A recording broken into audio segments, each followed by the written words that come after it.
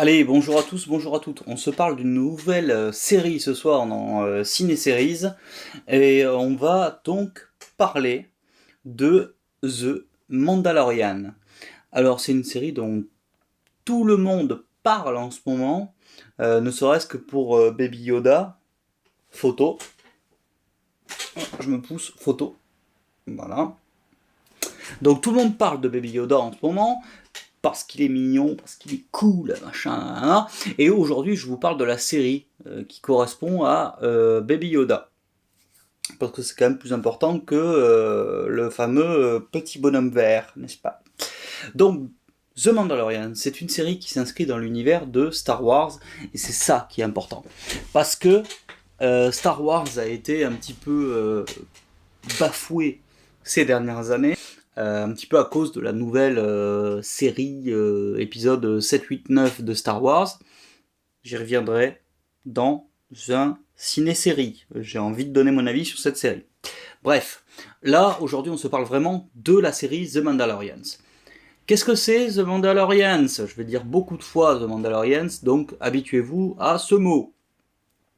On suit les aventures, les péripéties de Mondo, qui est un Mandalorien, du coup, de la planète Mandalore. Logique, hein, Mandalore, Mandalorien, jusque-là, vous devriez pas être trop perdu. Et qui est donc un chasseur de primes. On a connu dans Star Wars, on a connu Boba Fett, on a connu Jango Fett. Là, on connaît Mondo, qui est donc chasseur de primes mandalorien. Voilà. Rien de bien spécial sous le soleil jusque maintenant. Bon. Néanmoins, cette série s'inclut, on va dire, dans le timing entre l'épisode 6, du coup, le retour du Jedi, où donc l'Empire tombe complètement, et l'épisode 7, où le Premier Ordre apparaît réellement. Donc on est sur la chute de l'Empire, il reste des bribes de Stormtroopers, des bribes d'impériaux un peu partout, et apparemment, ça c'est un peu étonnant, les gens n'ont jamais vraiment entendu parler de Jedi, de Force, etc. Donc pourquoi pas, c'est inclus là-dedans, donc pourquoi pas. Donc voilà, on parle de ce postulat-là, et Mondo, donc on connaît pas son prénom au départ, mais bon, c'est pas très important, le Mandalorien, est simplement un chasseur de primes qui fait des missions, des quêtes, c'est un RPG, hein. Il fait des quêtes pour gagner des sous, pour pouvoir vivre.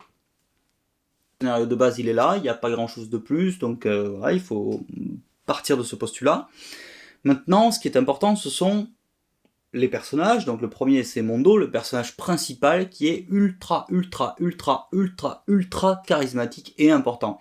Il faut savoir qu'on ne voit jamais son visage. C'est un Mandalorien, donc selon les règles, les lois, les Mandaloriens, on ne peut pas enlever son casque à partir du moment où on a été accepté dans les clans et les tribus mandaloriennes, on ne peut pas enlever son casque, ça fait partie de la tradition, etc. Donc voilà, donc il n'enlève pas son casque, et ça nous va très bien, parce que c'est comme ça, voilà.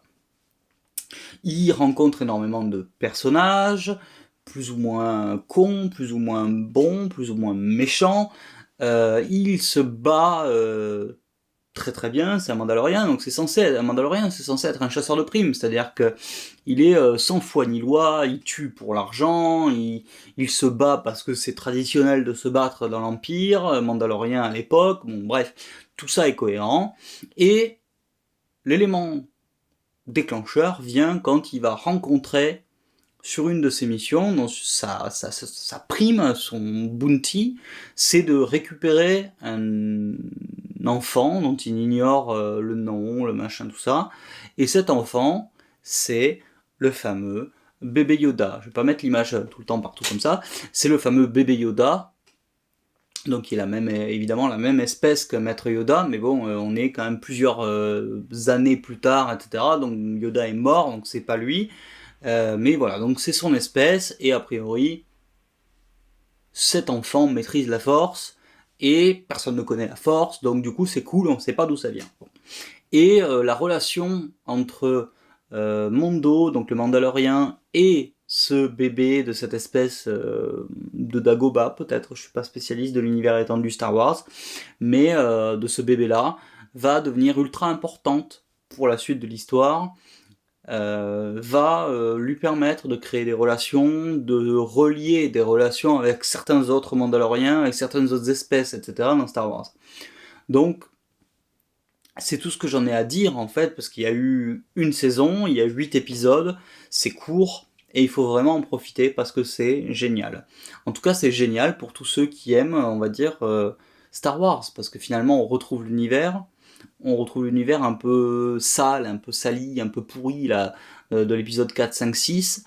On retrouve des vieux vaisseaux, on retrouve des vieilles planètes, on revient sur Tatooine, c'est vachement bien, c'est cool. Voilà. Et du coup, c'est vachement cool. Et on va franchement s'attacher au personnage du Mandalorien, alors que finalement on n'en connaît rien du tout, il est mystérieux, on pourrait... Enfin voilà, honnêtement, il parle, ses répliques, elles sont pas ouf, il n'y a pas grand chose à dire sur ses répliques, donc le personnage en soi, il n'y a pas un grand jeu d'acteur, on voit pas sa tête, il parle quasiment pas. Tout ce qu'on sait, c'est qu'apparemment il a un sens de l'honneur et que il le respecte. Et puis voilà, je vous laisserai voir la suite par vous-même et vous faire votre propre avis là-dessus. Mais voilà. Donc scénario simpliste, en tout cas pour l'instant. On attend de voir ce qui va se passer par la suite. Personnage. Ben, on découvre on redécouvre des espèces de personnages qui sont vachement sympas. On revoit les Jawa, on revoit d'autres espèces de Star Wars qui sont franchement connues, qui sont vachement cool. Donc ça, c'est cool. Je reviens sur le côté cool, mais c'est cool. Et puis voilà, je vais pas spécialement m'étendre plus en fait sur la série parce que honnêtement, il faut être fan de l'univers. L'univers est cool. Putain, ça fait 3 fois cool, hein. L'univers est génial. On se retrouve dans des vieux Star Wars qu'on aimait à l'époque quand on était jeune, ado, petit. Mais en même temps, on a une espèce d'ambiance un petit peu western. Voilà, vraiment western spaghetti avec juste des guns, des blasters, des combats au poing, etc. Machin.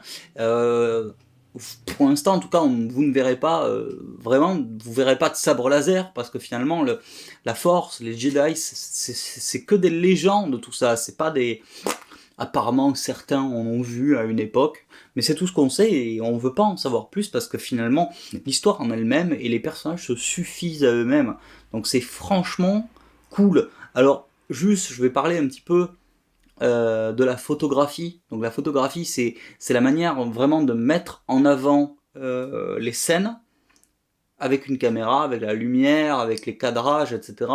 C'est génial. Mais vraiment, c'est super. C'est-à-dire que vraiment, on se retrouve dans des vieux Star Wars, mais en même temps, on se retrouve dans du western, puis en même temps, on se retrouve dans un film, enfin, dans des effets qui sont neufs, c'est-à-dire qu'il n'y a pas de souci, c'est quand même un truc récent, donc ça marche bien, c'est super cool, et franchement, c'est génial. Ça vaut vraiment le coup d'être vu, et je pensais pas que Star Wars pouvait aujourd'hui nous surprendre, comme a pu le faire un petit peu Rogue One, pour ceux qui connaissent.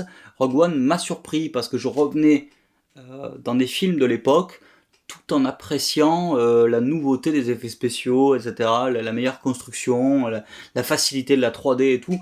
Donc voilà, c'est bien construit, c'est bien fait. En tout cas, pour l'instant, pas grand chose à redire sur cette série. Y a pas de souci, hein, vous inquiétez pas, j'aurai des séries où je serai beaucoup plus critique. Mais là, en tout cas, Mandalorian, c'est vraiment une série superbe. Franchement, pour l'instant, je la conseille. 2 saisons. Non, une saison, mais je dis n'importe quoi.